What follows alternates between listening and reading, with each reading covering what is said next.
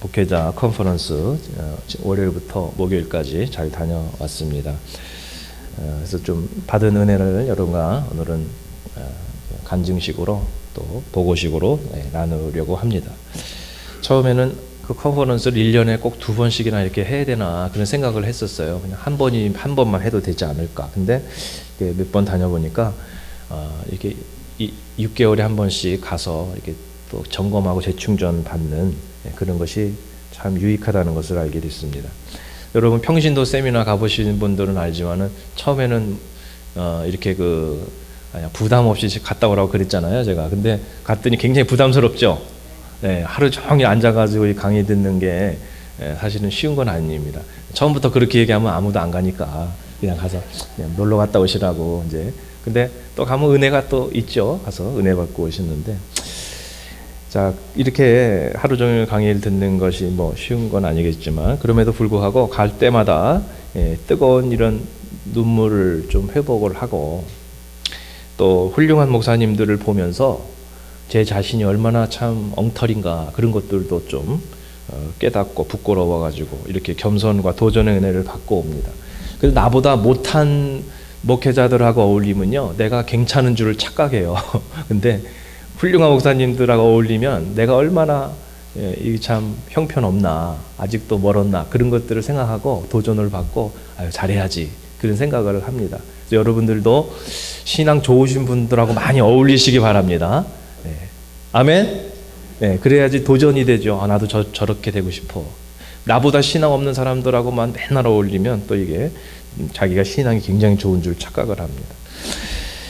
자, 빡빡한 상공부 강의, 그리고 조별 모임과 또 조별 기도회, 그리고 6번의 사례 발표, 심포지움 이런 것을 이제 3일 동안 이제 소화를 하는데, 그래서 수요일 낮에는요 잠깐 이렇게 또 좀 쉬는 시간을 주십니다. 그래서 관광을 잠깐 하는데 올해는 이제 LA에서 하니까 그 LA의 상징 그러면 또 한인타운이잖아요. 그래서 한인타운에 이제 갔는데 거기 한국 영화관이 따로 있더라고요. 한국말로 다 이렇게 볼 수 있게. 자, 근데 마침 한국에서 동주라고 하는 그런 영화가 거기서 이제 동시 개봉이 됐습니다. 동주 무슨 뭐 술 생각하시면 안 되고요. 동주 윤동주 시인에 대한 그런 이제 사실에 근거한 이런 영화. 그래서 이제 140명의 목사님들이 가셨으니까 그 스크린 하나를 한 관을 완전히 전세를 내 가지고 우리 한국 사람들끼리만 쫙 앉아가지고 영화를 하려면은 이색 경험을 했습니다. 자, 그 윤동주 시인과 그의 사촌 송몽규 독립운동가 친구면서 이렇게 사촌지간인데, 자, 이 두 분들의 삶을 그리는 흑백 영화입니다. 여기 사진은 이제 실제 인물이고요. 이제 그 영화는 이제 요즘 나오는 배우들이 이제 했겠죠. 그래서 나중에 오레곤에도 영화가 이제 아마 올 것 같은데요. 그때 상륙하면 목장 식구들끼리 꼭 가셔가지고 한번 좀 이 단체 관람 한번 해보세요. 굉장히 기독교적이고 그리고 상당히 은혜가 되었습니다. 아시다시피 윤동주 씨는 북간도 일정 시대의 북간도 지금 용정이죠. 거기서 기독교인의 가정에서 이제 태어났습니다. 자, 그리고 이제 민족 정신을 어릴 때부터 이제 학교에서 배우게 되고 나중에 연희 전문을 이제 졸업한 다음에 계속 핍박이 막 심해지니까요. 일본으로 오히려 이제 유학을 갔습니다. 그래서 사촌과 함께 1942년 일본 유학을 갔다가 자꾸 민족적인 시를 쓰고 그의 사촌 송몽규는 자꾸 어떤 한국인 학생들을 기업하고 하니까 사상범으로 체포가 되어서 1943년 수감이 됐습니다. 그러다가 해방을 6개월 정도 남긴 1945년 2월 한 6개월만 버티면 되는데 못 버티고 옥에서 이제 옥살을 하고 말았습니다. 생체 실험으로 추측이 되는 그런 소금물 또는 뭐 바닷물 뭐 이런 의문의 주사를 계속 맞고 그것이 사인이 돼서 이제 29살의 젊은 나이에 이제 죽고 말았습니다. 신앙과 민족을 배반하지 않고 순수성을 간직하다가 결국은 이렇게 그 춥고 어두운 옥에서 비참하게 생을 마감을 했습니다. 다행히 그 유해가 이제 수습이 돼가지고 고향 용종으로 이제 옮겨져서 지금도 용종에 가면 그분의 묘가 이제 있다고 합니다. 그의 친구인 정지용 씨가 소중히 이제 숨겨뒀습니다. 그 시들을 마루에다 숨겨가지고 보존을 해가지고 해방 후에 다행히 그 유작들이 모여져가지고 1947년에 시집이 이제 발간이 됐습니다. 저도 뭐 시에 대해서 뭐 그런 거 별로 이렇게 관심이 없는데 요번에 그 영화를 보고 시를 보니까 이런 상황 속에서 그 신앙을 가지고서 저런 시가 나왔구나. 그래서 윤동주 시를 우리 국어 시간에도 배웠지만 신앙이라고 하는 것으로 이해하지 않으면 시를 제대로 해석하지를 못합니다. 신앙 없는 사람들은 제대로 그 시를 이렇게 그 의미를 파악을 할 수가 없는 거예요. 자, 그 영화의 한 장면입니다. 이제 후쿠오카 그 형무소에서 고등교 형사가 아주 정말 집요하게 추궁을 합니다. 사상 반역 죄목을 이렇게 기소장을 다 막 써가지고 뭐 정말 민족을 위해서 이렇게 항거했다라고 하는 이런 그 민족주의적인 사상에 대해서 쫙 막 여러 가지 죄목을 막 해가지고 이렇게 사인을 하라는 거죠. 자, 그런데 거기서 이 윤동주 시인이 그 영화의 장면 속에서 막 웁니다. 우는 것이 죽음이 두려워서 우는 것이 아니라 그곳을 보면서 자기가 정말 그렇게 했어야 되는데, 이렇게 정말 독립운동을 했어야 되는데 그렇게 살지 못한 자기가 부끄럽다고 그렇게 얘기를 하는 거예요. 정말 더 이렇게 희생했어야 되는데 그렇게 살지 못한 내 자신이 부끄럽다고 그렇게 하면서 눈물을 흘리는 이런 장면을 보면서 거기서 관람하던 가정교회 목사님들도 여기저기서 많이 우시는 모습을 봤습니다. 저도 참 부끄러워서 울었습니다. 한 영혼을 살리는 일이 독립운동보다 더 귀하고 위대하고 더 정말 힘든 일인데 그 젊은이들도 그렇게 목숨을 바쳐서 죽음을 두려워하지 않고 그렇게 순수성을 지키면서 희생했는데 나는 목회자로서 정말 더 희생하지 못하고 제대로 하나님 앞에 헌신하지 못한 내 자신이 부끄러워서 그래서 눈물을 흘렸습니다. 목요일 저녁에 집에 와서 또 금요일 새벽 기도를 나왔는데 나는 너무나 좋은 환경에서 목회를 하고 있구나. 나보다 너무 힘든 상황에서도 정말 뭐 사람도 한인도 몇 명 없는 곳에서도 거기서 한 영혼이라도 구원하려고 막 10년 넘게 그렇게 하시는 목사님들, 사모님들 그 애환을 보니까 나는 너무 좋은 환경이구나. 우리 뭐 전도할 사람이 없다고? 이게 얼마나 참 하나님 앞에 죄송한 일인가.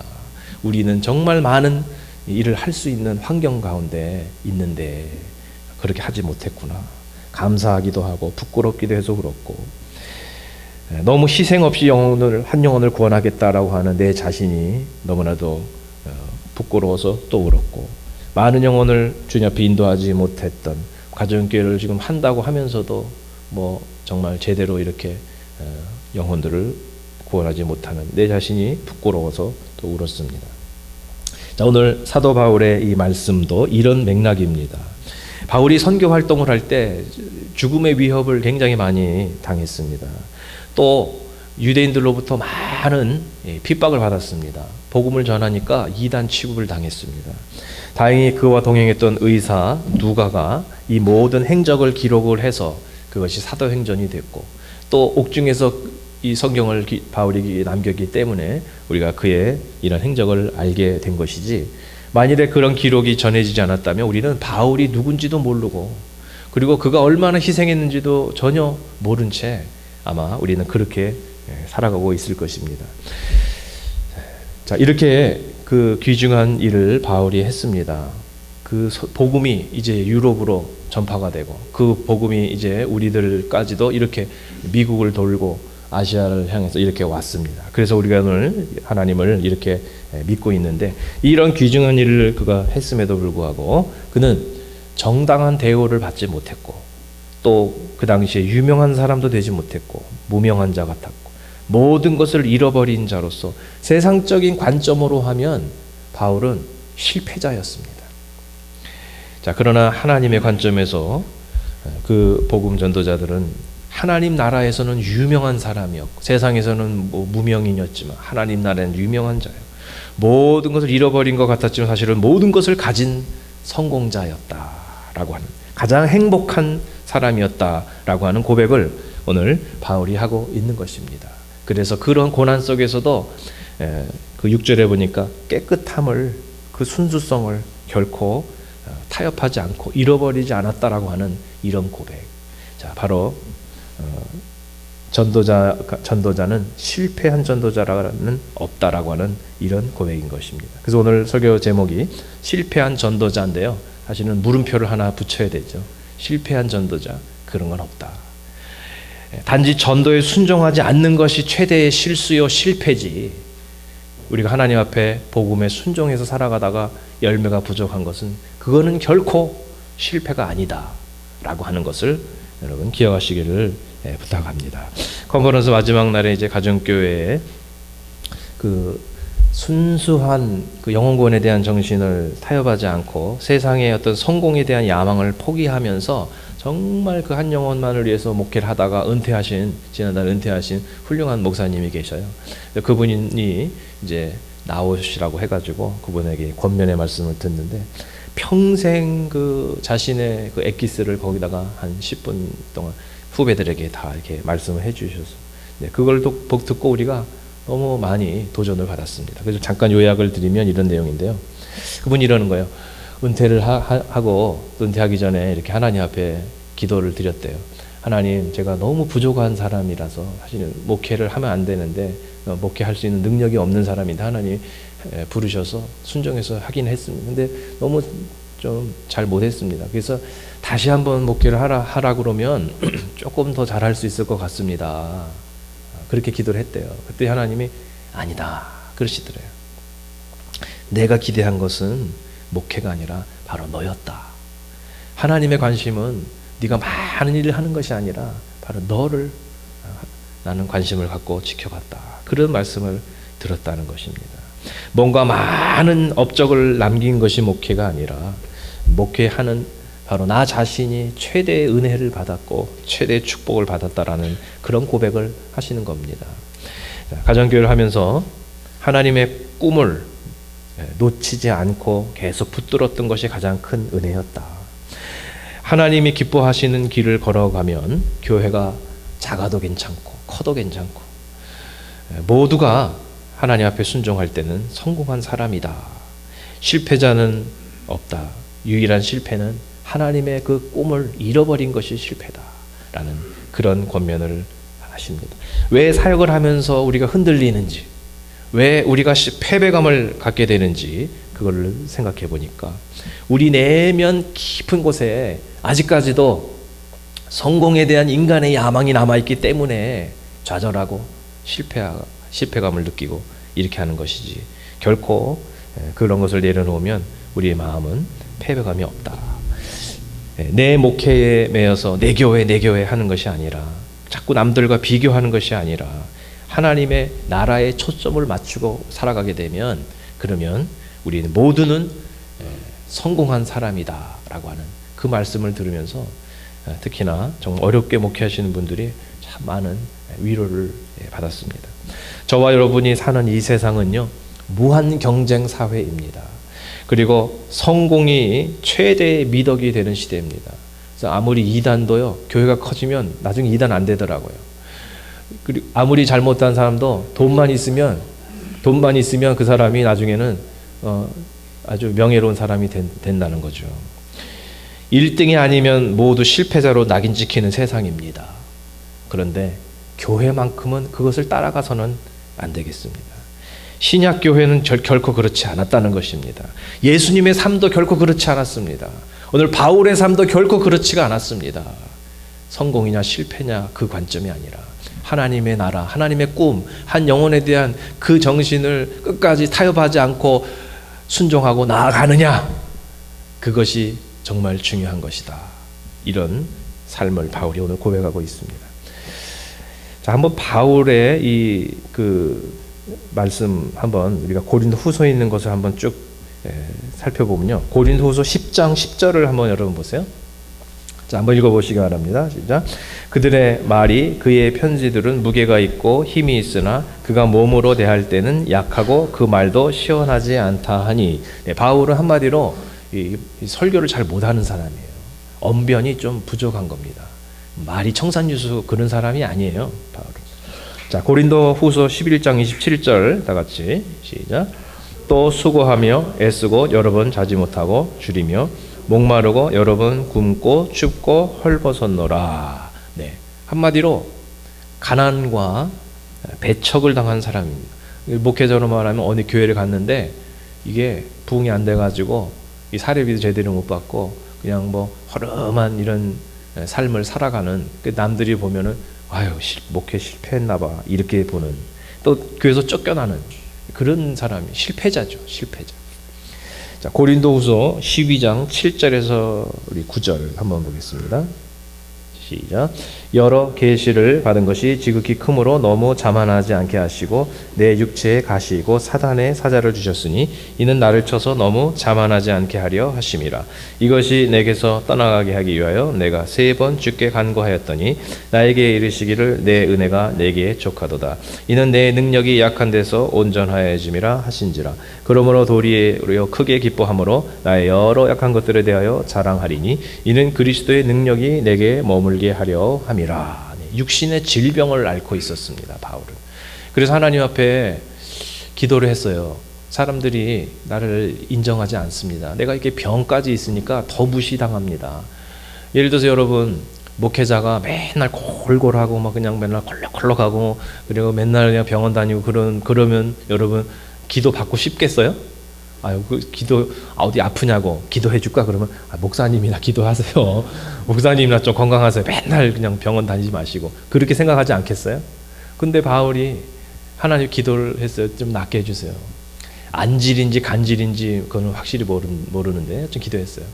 그때 하나님이 안 고쳐주시는 거예요. 그냥 평생 그걸 안고 살아가는 겁니다. 그런 바울이 너무 계시가 많으니까 그것마저 없으면 교만해지는 거예요. 그러니까 그런 육신의 연약함을 통해서라도 겸비하게 하시려고, 그 약함 가운데서 하나님의 더 큰 능력을 좀 찾게 하시려고 연약함을 주셨다는 거예요. 여러분 삶 속에 다 한 가지씩은 연약함이 있습니다. 그거를 원망하지 마세요. 왜 그거를 안 고쳐주냐, 해결 안 해주냐고 하나님께 그러지 마세요. 그거라도 없으면 우리 교만해져요. 그래서 하나님이 때로 우리에게 한두 가지씩은 다 자기의 그 약점을 주셨어요. 연약함을 주셨습니다. 때로는 그걸 그대로 받아들여야만 할 때가 많습니다. 바로 예수 그리스도의 삶과 십자가, 그것은 인간의 약함 가운데 임하신 하나님의 강함이었던 것입니다. 그래서 여러분, 기독교를요 오해하지 마세요. 맨날 뭐 성공하고 복받고 그거가 아니라는 거죠. 이상한 종교 믿지 마세요. 예수님을 우리가 믿어야 합니다. 십자가에 달리신 예수님, 그 고난의 종으로 오신 예수님을 우리가 바로 믿어야겠습니다. 자, 그래서 성공을 자랑한 것이 아니라 오늘 본문에서 약함을 자랑했던 이 바울의 삶, 자, 이것을 오늘 우리가 또 본받아야 합니다. 자, 이제 그 컨퍼런스 마지막 시간에는요, 그 미주 대표가 나오셔가지고 도전의 시간을 이제 갖습니다. 이제 각자 자기의 교회로, 사역지로 돌아가는 분들에게 우리가 이제 컨퍼런스에서 받은 은혜를 어떻게 가서 실천할 것인가, 그런 도전과 권면과 위로의 시간인데, 자, 그 시간들이 정말 한인이 뭐 몇십 명밖에 안 되는 그냥 정말 스몰 타운 그런 데서 이렇게 목회를 하시는 이런 목사님들, 사모님들, 그 다음에 지금 개척을 해가지고요, 뭐 교인이 10명, 20명밖에 안 되는 이제 그런 데서도 정말 타협하지 않고 순수하게 정말 그 영혼 전도를 위해서 이렇게 애쓰시는 분들에게 굉장한 용기를 주는 그런 시간입니다. 네, 그래서 그분의 이제 그 말씀 제가 잠깐 요약해 보면, 한 영혼 한 영혼을 전도한다고 하는 것이 세상적인 성공주의 관점에서 보면 이게 되는 일이 아니라는 거예요. 세상적으로 이게 좀 되게 하려면 그런 방법을 하면 안 되죠. 마케팅으로 해야죠. 되는 일이 아닙니다. 우리는 처음부터 안 되는 일을 순종해서 시작한 것입니다. 그래서 잘 안 된다고 하면 그게 당연한 거고, 그러니까 실망할 필요도 없습니다. 잘 되면 참 이상한 거고 신기한 거니까 하나님의 은혜입니다. 자, 그래서 우리가 사역을 할 때 담대하지만 교만하지 않게 하자. 겸손하지만 비굴하지 않게 사역을 하자. 그 말씀을 이제 전할 때 우리가 많이 힘을 얻고 이제 사역지로 돌아왔습니다. 이 시간에 여러분 잠깐 우리 묵상하면서 기도하겠는데요. 기도하실 때 이 세상에서 성공하고 칭찬받고 부자되고 건강한 것을 여러분 오늘 하나님 앞에 자랑하지 마시고 예수님처럼 바울처럼 한 영혼을 위해서 내가 더 희생하지 못하고 순종하지 못한 것을 부끄러워하면서 우리 한번 주님 앞에 기도합시다. 주님 참 부끄럽습니다. 주님 앞에 그렇게 살지 못한 것 주님 너무 부끄럽습니다. 이 시간 하나님 앞에 우리 고백하면서 잠깐 기도드리겠습니다.